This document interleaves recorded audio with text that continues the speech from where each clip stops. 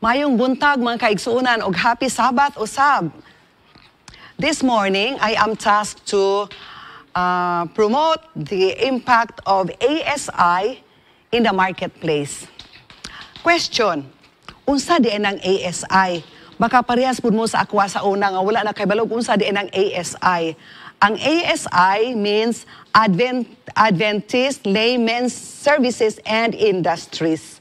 Amo din na siya. Sa to pa, kada Adventist DI is a member of ASI. Tanan-tanan ta, dili ta mag-ingon nga, di man ko negosyante, dili man ko dako nga tao, di man ko kana influential, nga dili ta makatarbaho para sa Ginoo, being a member of the ASI. So the impact of ASI in the marketplace. Again, last night we talked about ug unsa diin ang atoang marketplace. Ang atoang marketplace is sa ta dapit gibutang sa Ginoo. Where God places, where we are now, is not by accident. We are placed by God there. Miyon lang ta nga dili na kay nga swerte, dili lang na kaingon nga unsa din nga chance, but God placed us there for a purpose, for us to be used by Him wherever we are.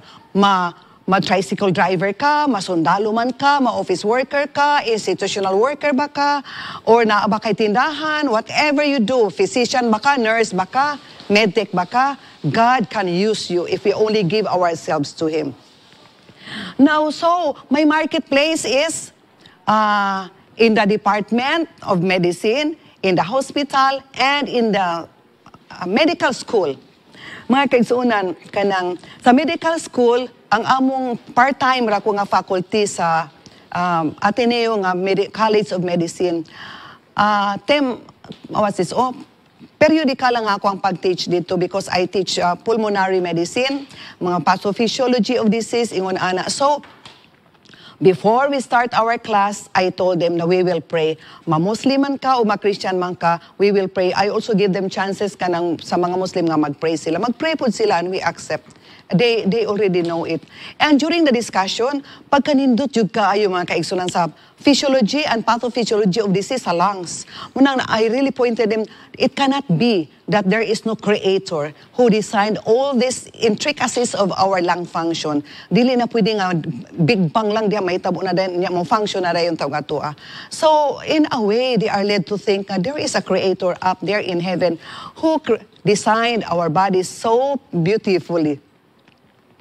And in the department, I am the chair of the Department of Medicine in the Zamboanga Doctors Hospital. Sometimes, gipit ni og time, mag-ingon ang akong kauban ng mga kanang faculty nga, Doc, pwede ta mag-exam, pwede ta din na lang i-lecture during Sabbath ko nga. As long as I am the chair of the department, there will be no activities, secular activities during Saturdays, be it Friday night, be it Saturday. And they accepted it and nag-abide po sila. So that is how we can also try to make our presence really kanang palpable ba nga dili pud ka mosugot just because ang ingon ana, because it is your responsibility, you're the head of the office tapos mosugot lang ka. So that's one. And then in my practice, as I've told last night nga mag-pray good ko sa akong mga inpatients. And in the clinic, every after clinic, kung kinsay last patient ka na adin ha, we will really invite them to pray. There was only one patient nga wala siya nagsugot. Siya, okay lang doktora. So wala, dili ra pud may mamugos. But even Muslims, musugot yun sila nga at the end of the clinic, appeal sila sa prayer. And so okay lang yun sila. And then, there are times mo yun ang pasyente, Dok, gidungog yun sa Ginoo imuhang prayer, okay na mo ang pasyente. Oh, praise the Lord. Ana. Then karon lately, murag, I'm really compelled to, there are few patients gyud nga, murag kinahanglan gyud ang puan. Kanang, murag anxious gyud sila, nga ilang condition, ingon ana, and I prayed for them. There was even one who has a difficulty of stopping his smoking. We prayed for him. Wala pa siya nagbalik, I don't know ha, kung nagundang gyud to sila. So that's how we can be individually as a member of the Seventh-day Adventist Church. That's how I sell the gospel of God in the marketplace where I am. Karon, ang distribution of books, I really felt it a responsibility ka mag-distribute gyud ani nga libro, The Great Controversy. Kung mag-walking me sa it happened mga kaigsunan nga amo ang residence kay duol sa Forest Lake. It's a memorial garden. So, Yus magdala gyud ko ana og leaflets ya karon nga kanang ang dapat jud nato i-distribute is ang great controversy. Gadala ko ana isa but most of the time duha. Dala kong duha ana. But one morning, just mga few weeks ago, one morning nag-ampo ko sa Ginoo before I went out ko nga nandig yung nag-impress ako, pagdala og tulo, pagdala og 3 books, bugat naman na, daghan naman na, kinsa may kumatagaan na na. But anyway, I just obeyed, no? Kasi I can sense nga, baka Ginoo dyan ni gasultin ako. So I brought 3 books of this. Pag-abot pa lang na ako sa gate, mga kaigsuonan, hala, nanadayin couple nga murag mo po ali ay akong gitagaan. And they were so happy to receive the great controversy. Thank you, Lord. Nga sa unahan lang gamay, sa unahan lang gamay, doon na po'y na another couple, nga na po sila sa puntod sa ilang relative. Ngayon ko nga, nag-approach ko, nga, ma'am, kanang, sir, gusto niyo og libro? Maghatag ko. Sabi nga, ay, sama na, libre na. Nga, yes sir, libre lang. Ay, sige, uy, salamat ani ha. Duha na. Dool pa lang sa gate, no, manan ko nga, wala na, pagtanaw na ko, kung lagi, wala na lagi gyud ko'y matagaan, duha ra lagi gyud unta to, tulo man jud. So, nag-walking na ko, nagduko-duko lang ko og walk ana. Dayon ako'y natagbuan nga nagmotor. Dayon, nagbalik siya. Kaya na ako, basta nagbalik siya din. Pag nihunong siya nga, asa ko, niingon din ng katong tao nga, nagkuha siya sa iyang helmet, kaya nagmotor man siya nga, Doktora Sabelina, ko nga, ay, yes sir, siya si Greg. Ko nga, uy, Greg, kumusta ka? Greg was my patient, he was still, that was early 2000 pa. Kana siya nga pasyente, kanang Greg, dili na niya tinod nga pangalan, siya nga, sa una pa sa kanang early pa nga ako ang practice, kana siya nga bata, ulitaw pa na siya, halos kada bulan ma-admit kay dura bitaw siya dugo, hemoptysis siya kay ang iyahang baga diring dapita is sira jud. Ning ko sa iya nga Greg, kanang ulitaw pa gani ka, ingon anak na imong kinabuhi. Dili na jud siguro ka maminyo kay hadlok man ang magdura og dugo man kaigsunan kay baka magbara di ka kaginawa na wala what will happen kung dili na kakaginawa. So ko nga paninguha gyud nga makaadto kag Manila because at that time there was no surgeon yet, chest surgeon in Zamboanga City. So many months passed by, na-admit pa gyud to siya ko Greg, pa-admit na gyud ka Greg, nakatigom silang kwarto og diadto sila sa Manila. I referred him to my friend there. And so in other words, operahan siya hangtod nakabalik siya, nakita na ko siya usab nanambok na siya, kanang naminyo na siya mga anak. So I was so happy to see him. Siya nga ko nga Greg, asa nakakaroon na nagtrabaho siya sa construction ana ko nga Greg kani nga libro Greg para jud sa imuha. Kay ingon jud ang Ginoo nga magdala gyud ko og tulo ka book libro and so I gave it to him and he was happy to receive the book. You see, God really speaks, God really talks. That instant was so significant to me kay kung ang Ginoo mo istorya gyud di ay and I hope unta gyud nga ako permanently maka-receive sa voice sa Ginoo ug kita pod mga kaigsuonan that our minds will be keen enough to the dictation, to the biddings, to the whispering of the Holy Spirit. I was so happy. Muna yung kung kanid jud ang kalibutan na wa jud laing makalipay nimo, kana lang yung magasunod ka sa Ginoo. And then just last October, this early part of the month, October 5, kanang doon I mentioned kagabi nga member mi sa Cambayuca akong husband si Dino mo na siya nauna. Actually kana si Dino after ko na baptized, nag-Bible study po na siya and he was also baptized. Na-baptize ko January, na-baptize na siya March of 1978. So ingon anak jud siya ingon anak ko dugay. He is the only Adventist in his family until now. Ang iyang mother wala, iyang brother, iyang sister o dili prejudice kaayo.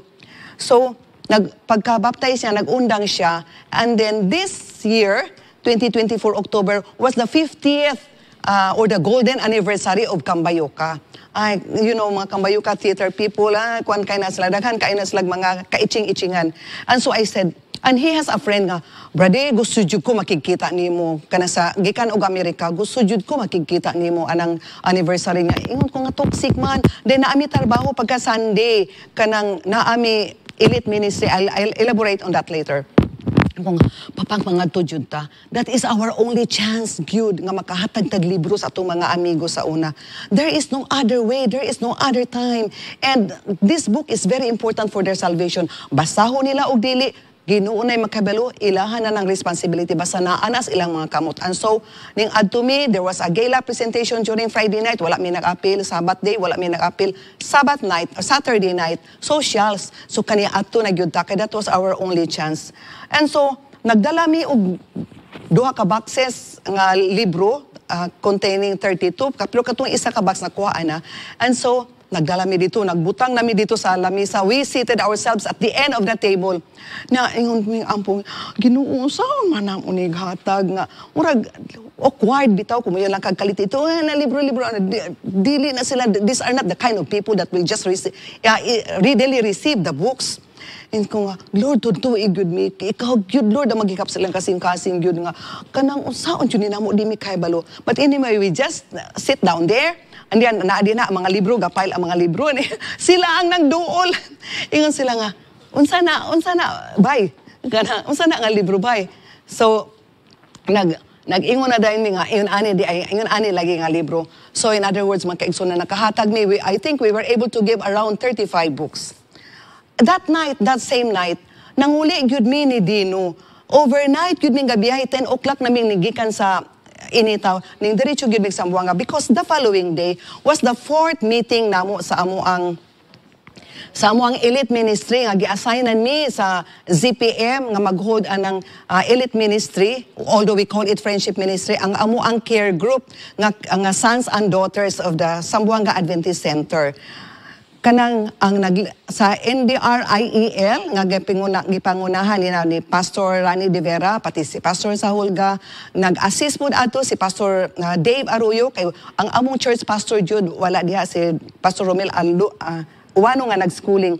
So nag-apas Jude ni kay murag ako'y nang-invite atong mga tawana, ako'y murag ana Jude ba nga kanang nga pag-inviteon Jude sila. And so, kaluoy sa Ginoo ang kaigsunan, naabot yun mi alas 10 sa buntag ngadto sa Sambuanga, nakahold yun mi sa amo ang meeting. Unya, atong last Sabat, nag-extend mig atong last Sunday, nag-extend mig one Sunday, we were able to hold the 5th meeting na ami mga graduates. Wala mi nag-as og baptism kay napag-sumpay ato. Nami mga graduates nga mga around 20 kabuk nga mga what's this among mga amigo, mga medreps, mga spouses sa Dili Adventist. And then, kaning last na gyud mga kaigsunan, atong last Sabbath lang, doon namin jail ministry nga ginabuhat. Ang among topic for this year, since 2009, diha mi nagsugod sa city jail sa Zamboanga City.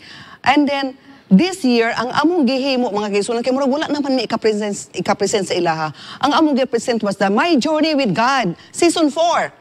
Nga katong 36 nga topics. So since the early part of the year hangtod, ang last gyud namo was last Saturday ingon ko nga magbaptism gyud ta.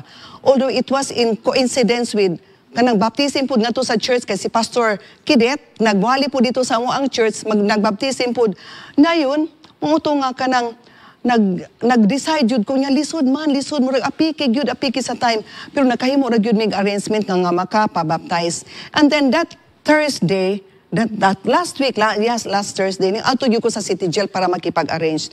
Unya, God is so good because He has assigned a person there nga nag-guide sa amo para sa kanang baptistry. Can we show the baptistry? Kana na siya nag-guide sa amo ang amo ato ana nga store nga magbuhat sila og baptistry. Next picture please. O kana mga kaigsuonan nga pwede ra gyud na ako nang gipakita kay pwede ra gyud na sunon sa tumang kaigsunan maski asa mong bariyuha mo adto pwede gyud ta magbaptize kay ko ana siya trapal na siya din na ay mga pool so gibutangan og tubig namo. And next 3 pictures please like that og mo ni ang amo ang mga inmates og praise the Lord mga kaigsunan nakabaptize ta dito og 40 precious souls. Naay mag-attend dito nga mga more than 40 ka mga precious souls. Na diha si Pastor Sahulga o kauban po namo andiha. Si Pastor Sahulga ang nakauban namo diha pati si Pastor Romel Uwano. And so, muna atong trabahoon mga kaigsuunan because God said in Revelation 14 verses 9 and 10 that we will preach the word of God. Okay. I-preach yun na to ang third angel's message nga they that worship the beast and his image shall receive his mark and shall receive the wrath of God. Muna'y atong dapat i-ano mga kaigsuunan. And my time is up. I would like to leave with you this verse in Jeremiah 9 verses 23 and 24. Maurag yun niya angay na to ikapanghinambog mga kaigsunan nga nakailag yuta sa Ginoo nga amigo yun nato ang Ginoo. Ingon din sa verse nga, let not the wise man boast of his wisdom, let not the mighty man boast of his might, let not the rich man boast of his riches, but let him that King James mo guni ako. But let him that glorieth glory in this, that he understandeth and knoweth me, that I am the Lord, which exerciseth loving kindness, judgment, and righteousness in the earth. And in these things do I delight. God bless mga kaigsunan. Happy Sabbath and happy ministering to others.